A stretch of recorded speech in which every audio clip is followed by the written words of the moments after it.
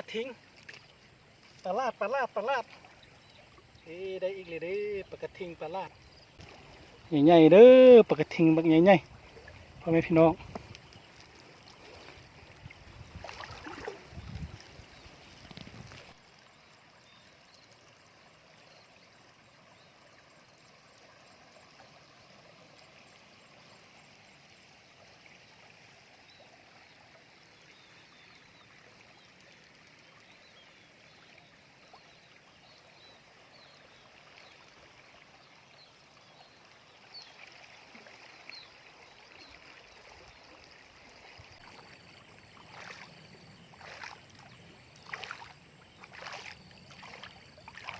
สวัสดีครับสบายดีพ่อแม่พี่น้องป้องไปมุสคูสุคนเด้อมื้อนี้ก็มาใส่เบ็ดเด้อสิมาใส่เบ็ดตำน้ำนี่เด้อน้ำสานนี่เด้อน้ำขึ้นน้ำใหญ่สิมาใส่เบ็ดปลาลาดเด้อปลาลาดปลากระทิงเด้อฝากติดตามไปเด้อก็ผู้ใดมาคลิปนี้ก็อย่าลืมกดไลค์กดแชร์กด Subscribe เป็นกำลังใจให้เด้อnhớ trong này sẽ tiếng nước trà nè nó nọ của tôi chốn chơi nè tôi chốn chơi chơi pala nè lúc thứ nhì khi nó cú phá một chỗ cú ở đây sẽ đến gì sớm được cú đó nè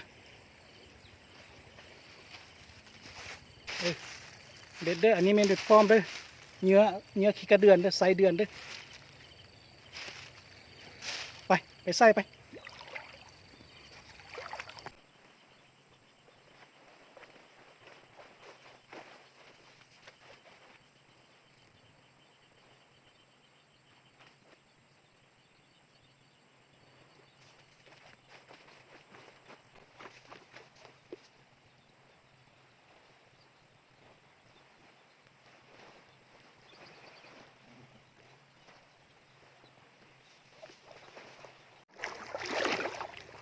น้ำใหญ่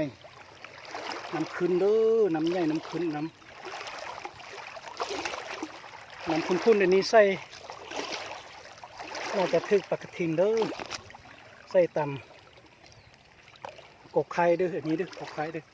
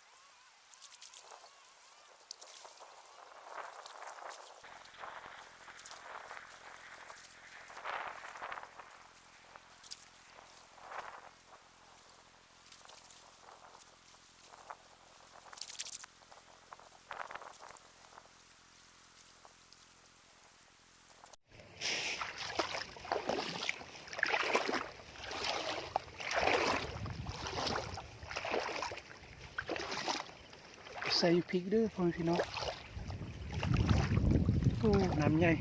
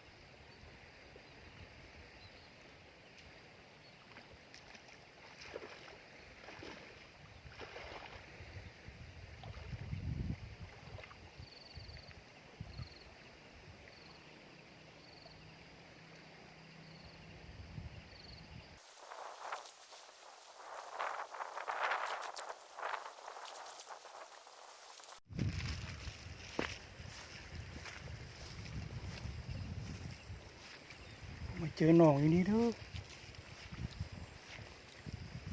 หนองน้อยๆอยู่แคมทางเด้อนี่จิรูปประเด็นยังเด็ดแกเนาะสีใส่เบ็ดใส่เด้อสีทิมเบ็ดปักเบ็ดเอาเบ็ดลงใส่เด้อเบิ่งสิถือว่าบ่ถึกเด้อพ่อแม่พี่น้องเด้อ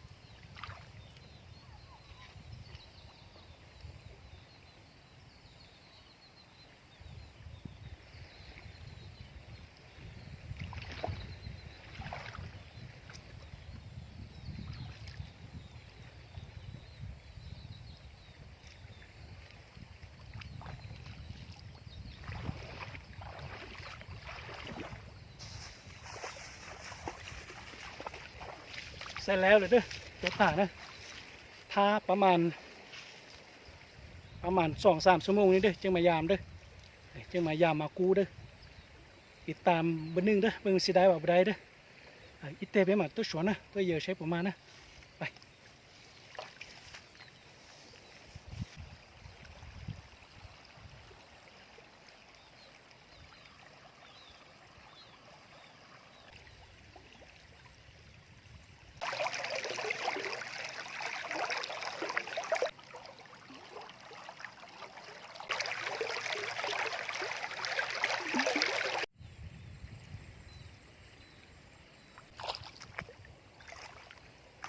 พ่อแม่พี่น้องเด้อสิไปยามเบ้อไปยามคันเนื้อหมดแล้วสิตามเนื้อใส่เด้อได้อยู่มือสวนนะสวนยากาตายไปอยู่ช็อกแล้วนะสิไปยามเด้อไปยามเบิ่งสิถึกว่าบ่ถึกเด้อลุ้นไปเด้อ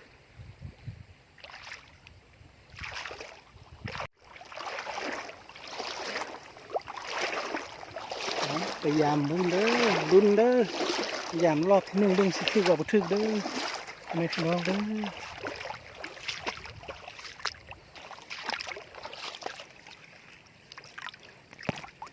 โอ้เนื้อหมดเนื้อหมดเด้อสิตามเนื้อใส่เด้อเอาไปรุ่นหลังมาอีกเนาะเดี๋ยวต้องเช็ดเลย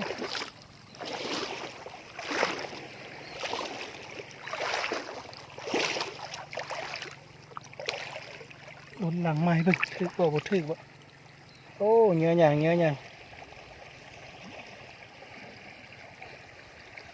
เอาไป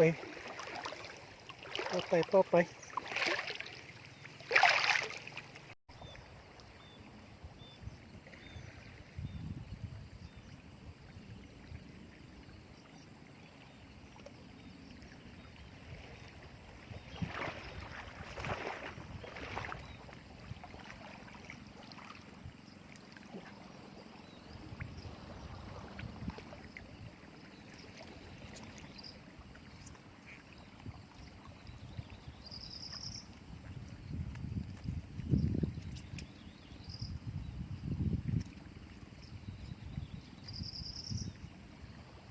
แข็งตึงเลยพ่อพี่น้องอ๋อบ่ทึก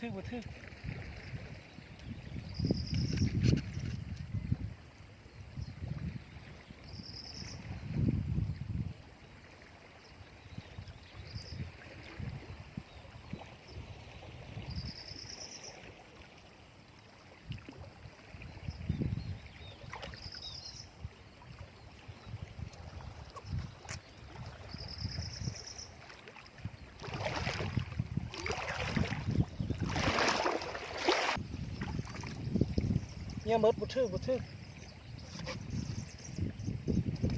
ตามเนื้อใส่กันเด้อ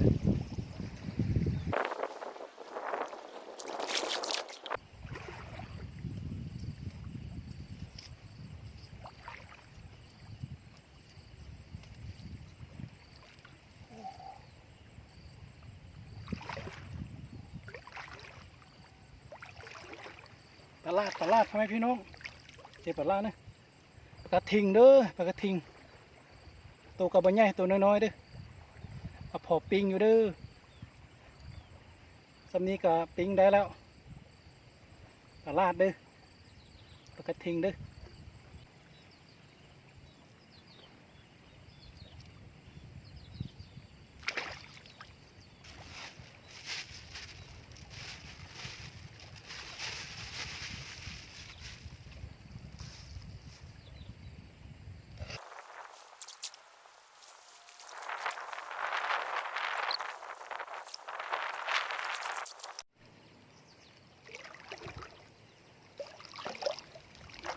มาลุ้นรางนี้เว้ยพ่อแม่พี่น้องโอ้ขาอยู่ไหนละ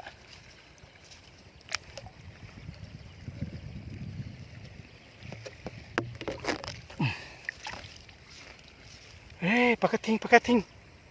ปลาลาดปลากระทิงใหญ่ๆแบบใหญ่ๆเด้อตัวใหญ่ๆตัวใหญ่ๆเอาแกะก่อนพ่อแม่พี่น้องไม่ตัวปลาแล้วเนอะมดเดือดนะแกะก่อนเด้อตายละถึกได้ตายแล้ว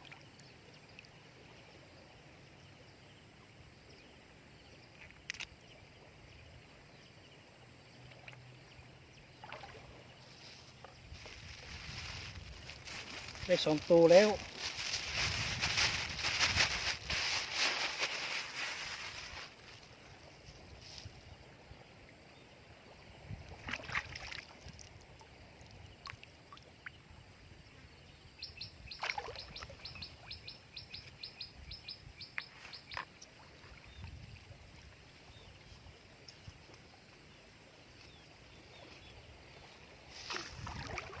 ไปลุ้นตัวใหม่พ่อแม่พี่น้อง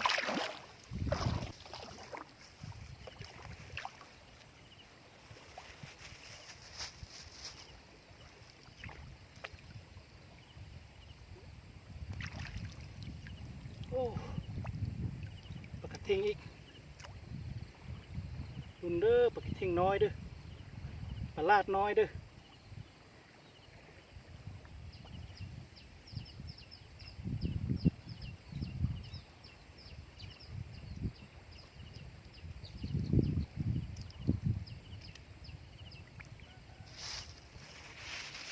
ลุ้น3 ตัวแล้วกระทิงเด้อเอาตำเนื้อใส่ก่อนมาไปตู่นะไปตู่ปลาลาดนะตำเนื้อใส่ก่อน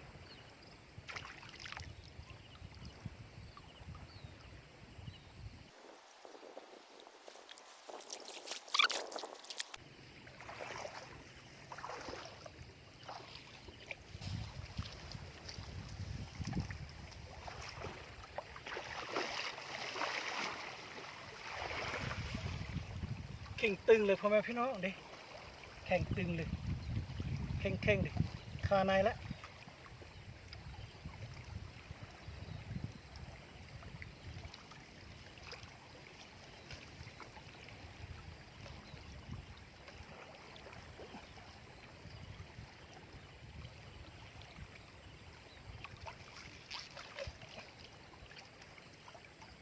แล้วก็ทิ้งปลาลาดได้อีกเลยเด้ปลากระทิงปลาลาดพี่น้องดิ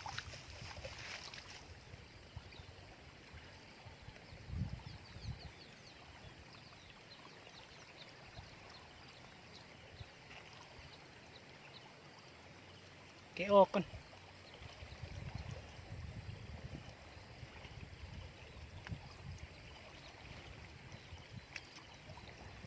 มันหมานไ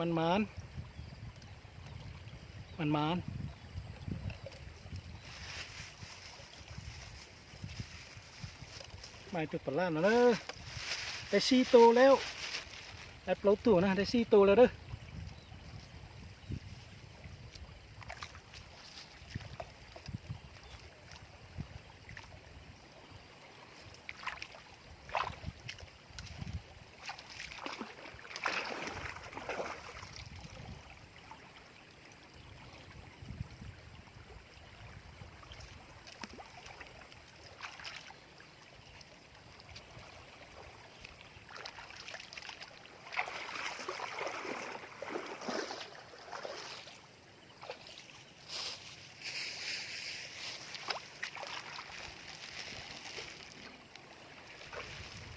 ไปลุ้นตัวยูเทิงนี่เบิ้งถึกว่าบ่ถึกใส่เข่งตึ้งอีก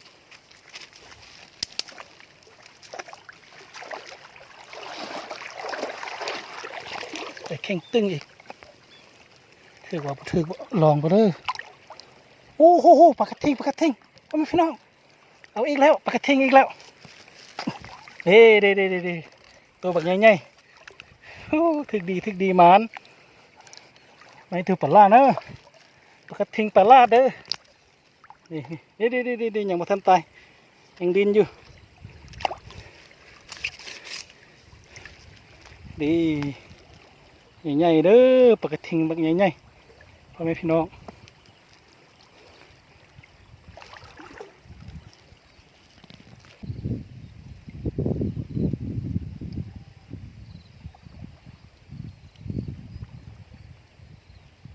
แกะก่อนมีน้ำนี่เด้อคอยแกะเด้อบุกคอยแกะน้ำอยู่ทางล่างนี่มันปักนี่เจ็บอย่างเด้อพ่อแม่พี่น้องเมื่อจะปอนหนูนักโกน่าอย่างนี้จีลงเดือดเราเกอเตะหน่อมองนะน้ำนี้มาปากมาเลื่อยมือนี่เจ็บขนาดไหนมันเลื่อยเลยนี่คอยแกะเด้อ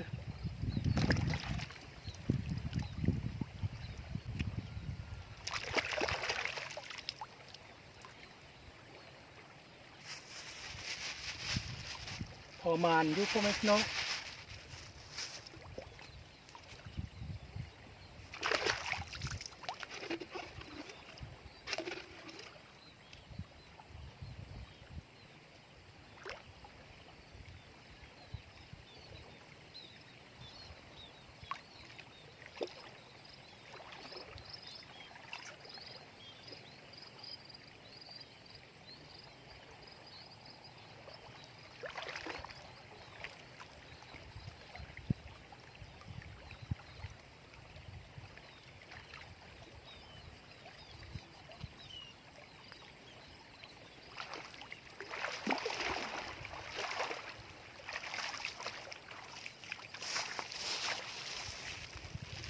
แต่ตัวถึงนี้อีก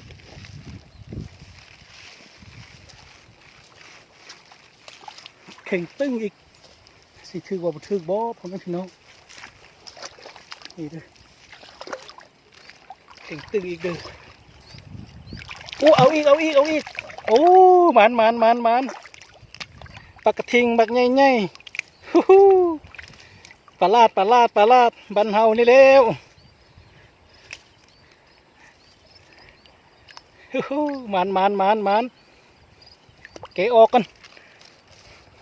แกะออกไปแกะก่อนเด้อพ่อแม่พี่น้องเด้อนี่มันเอาไปแกะอยู่บกกันเด้อเจ้าเดินตีค้อนเอาจังนะมันพ่อแม่พี่น้องปลากระทิงปลาลาด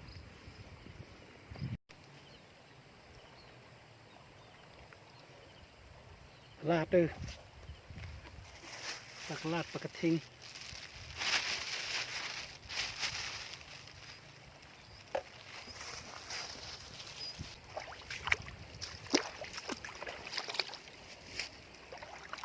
ต้องนอนใช้ผมมานะดุนหลังนี้เบิ่งสิถือว่าบ่ถือเด้อพ่อแม่พี่น้องโอ้โหปลาคอน้อยปลาช่อนน้อยโอ้โห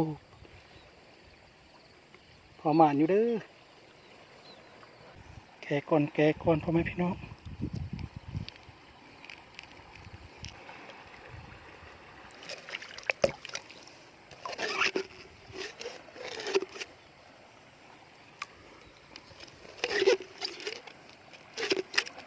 เหงื่อตกอีก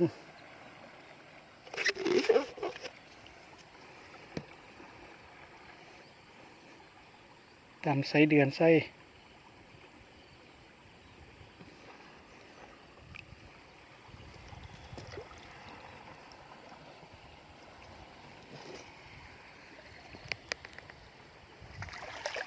ไอโชนแต่คอน้อย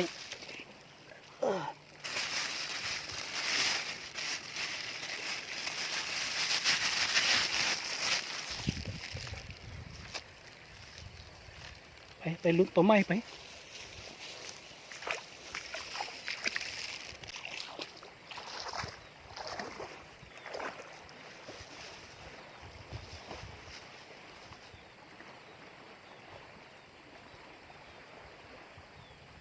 ทึกบ่ทึก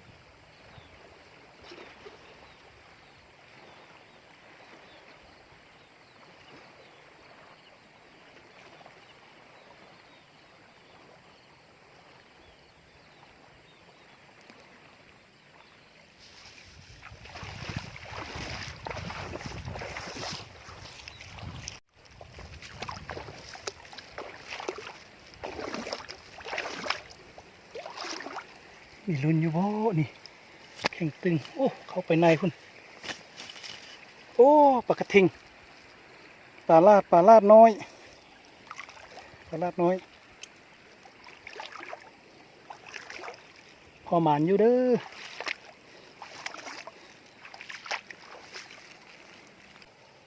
ตายแล้ว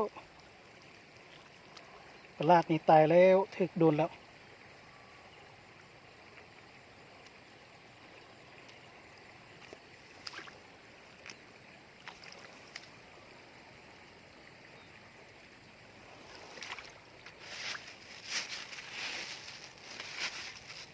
เอาลุ้นตัวนี้ต่อเอาลุ้นตัวนี้ต่อถึกว่าบ่ถึกบ่นี่แข็งตึงอยู่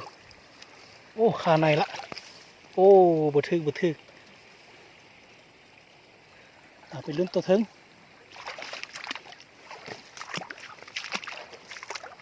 ลุ้นตัวนี้เบิ่งสิถึกบ่ถึกบ่โอ้คืออยู่บ่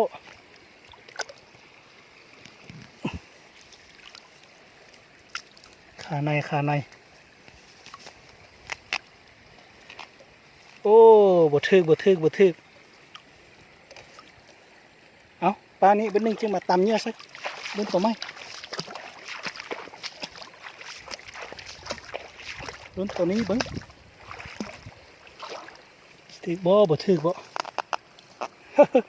เนี่ยหลอนไปตัวไหมอีก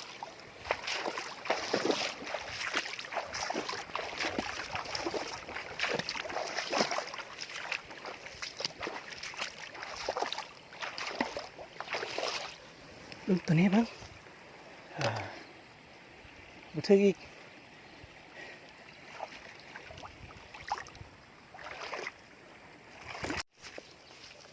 เอาไปลุ้นตัวอยู่นองนี่เบิ้งช่วยจับตัวหนองแล้วนะช่วยตัวมานะนี่เด้อตัวอยู่นองเด้อ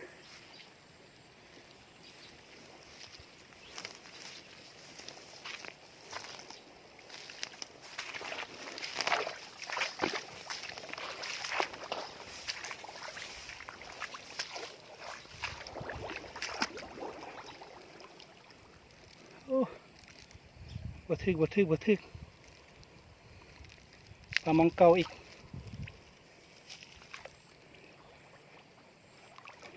เอาไอตัวลุ่ม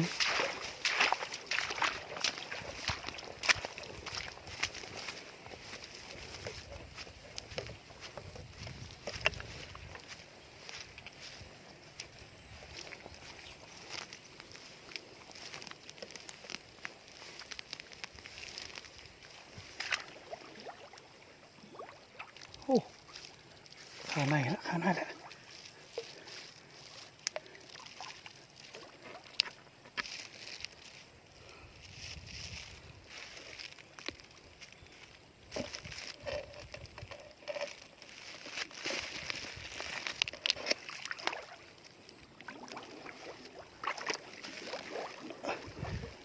โอ้บ่ถึก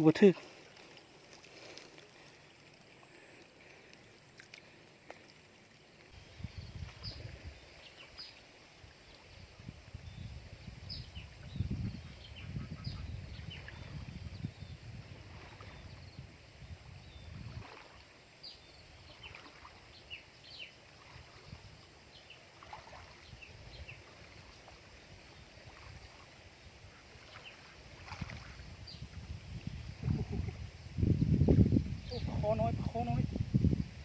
ปลาซ้อนปลา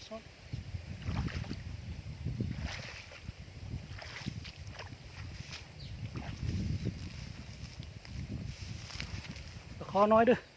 ปลาช่อนเล็กปลาคอน้อย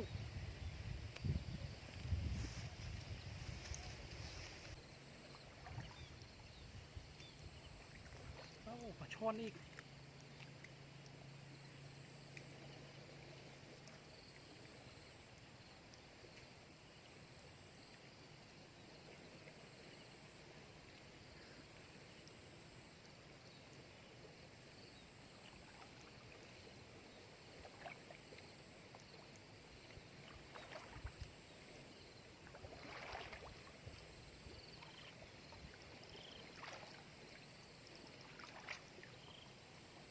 คือ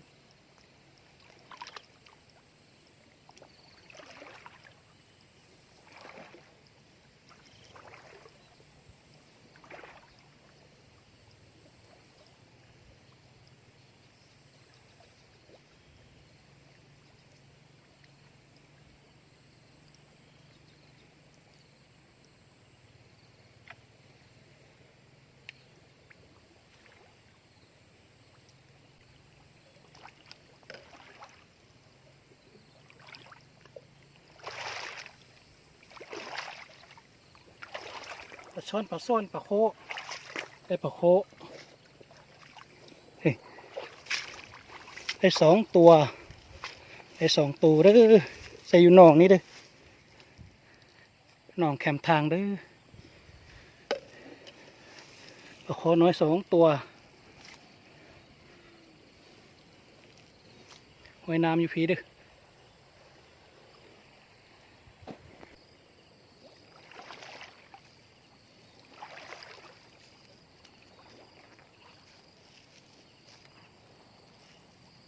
ปากกาปากกา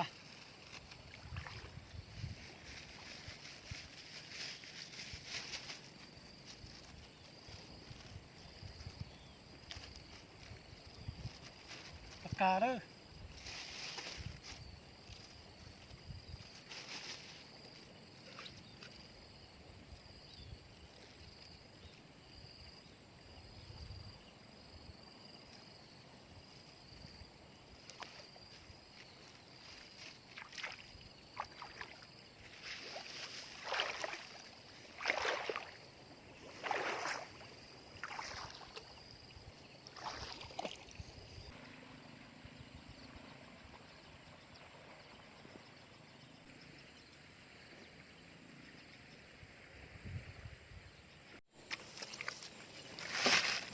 อันนี้ก็มันรอบแรกเด้อ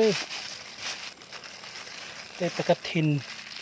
แล้วก็ปลาโคปลาโชนได้ปลาลาดปลาลาดปลาโคเด้อ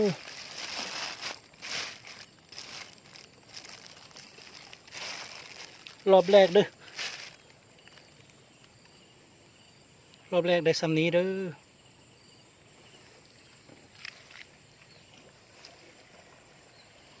ข้ามแล้ว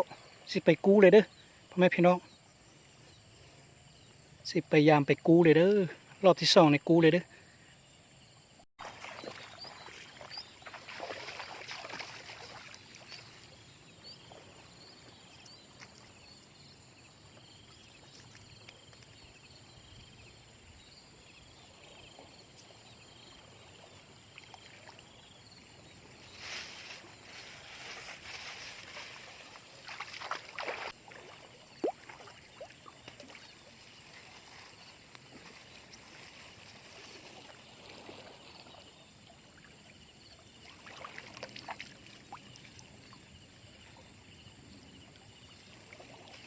ปลากระทิงเด้อตายแล้วได้ปลากระทิงตัวหนึ่งเด้อได้ปลาลาดตัวหนึ่งเด้อไอ้ทุนเจ็บปลาลาดนะ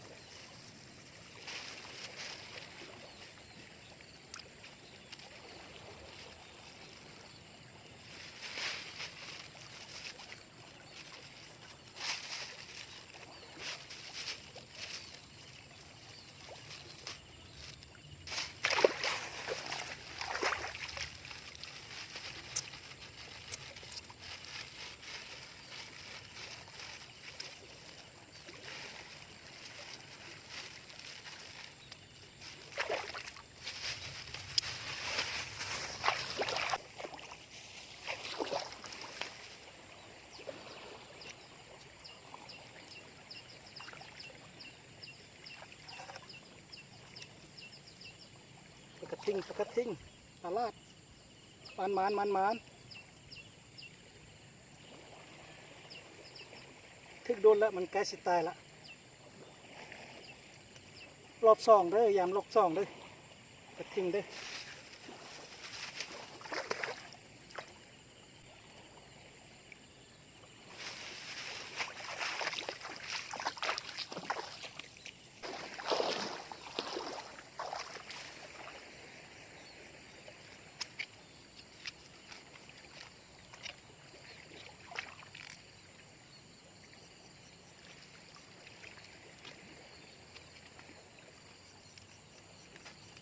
ปลากระทิง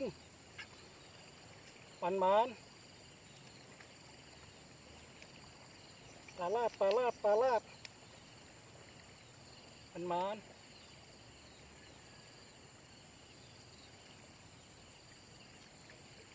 ทึกโดนแล้วมันตายแล้ว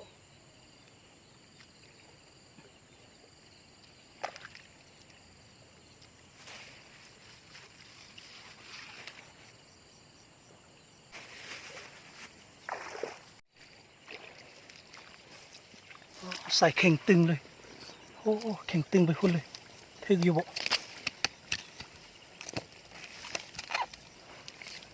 โอ้บุทึกก่อยพุ่น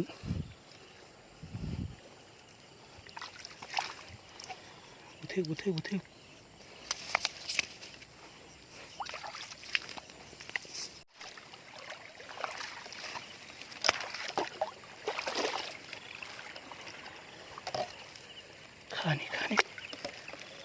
ขานี้แล้วโอ้ปลากระทิงปลาลาดนี่โอ้ตายแล้วโอ้ปลาลาดมัน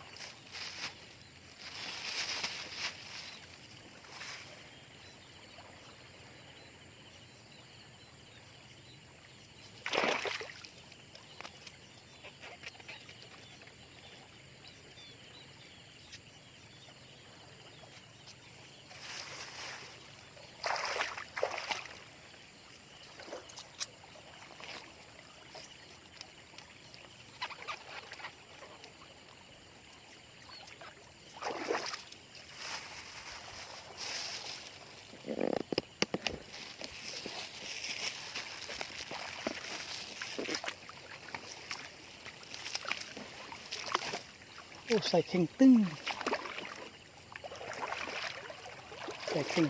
ถึกอยู่บ่นี่พี่น้องถึกอยู่บ่โอ้น่าจะถึกเด้อน่าจะถึกอยู่โอ้ปลากระทิงปลาลาดถึกอยู่พี่ตายแล้วหลังนี้เมื่อกี้กระทึกเด้อเมื่อกี้กระทึกอยู่ในหลังนี้เด้อเอาแก๊สม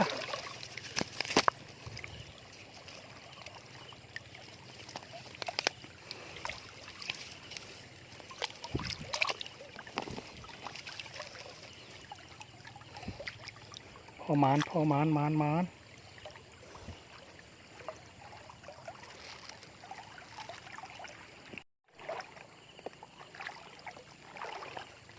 เข่งตึงอยู่ถึกอยู่วะ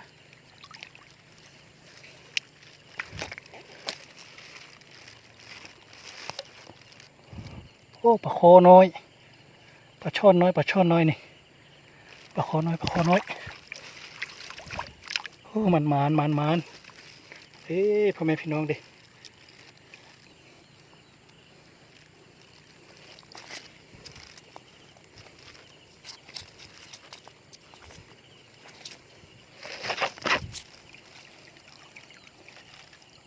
ไปเล่นตัวไหมยามตัวไหม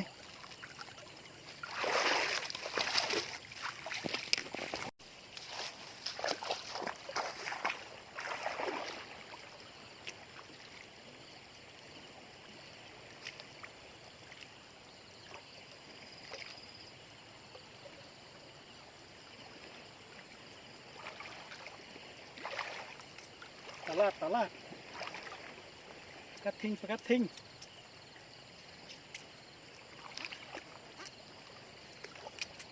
ประทานปลายเด้อโอ้ตาเวนศิลปะเลยเด้อตาเวนสตุกเลยเด้อเอามาลุ้นหลังนี้อีกเบิ้งเฮ้ยตัวนั้นปลาเนี่ยโอ้ปลาเขาโอ้ได้ปลาเขา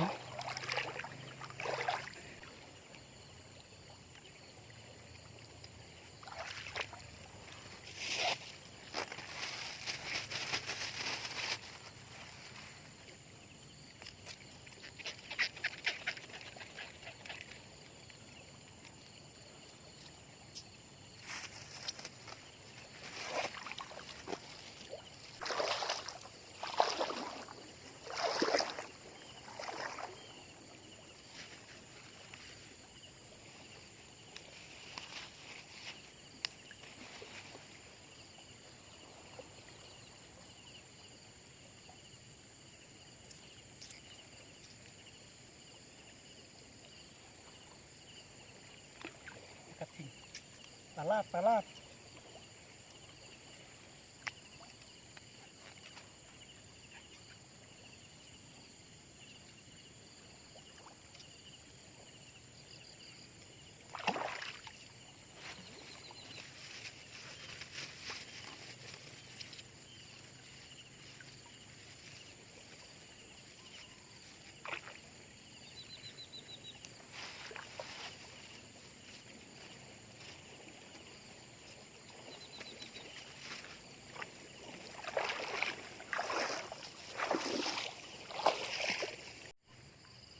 โอ้ข้ามเลยเด้อสรุปผลงานเด้อ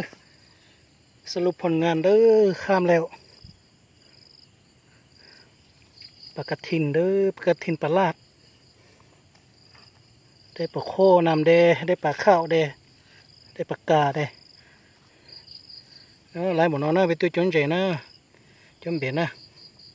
ผลงานเด้อนี่เด้อพ่อแม่พี่น้องผลงานเด้ออันนี้ก็เป็นเบ็ดเด้อป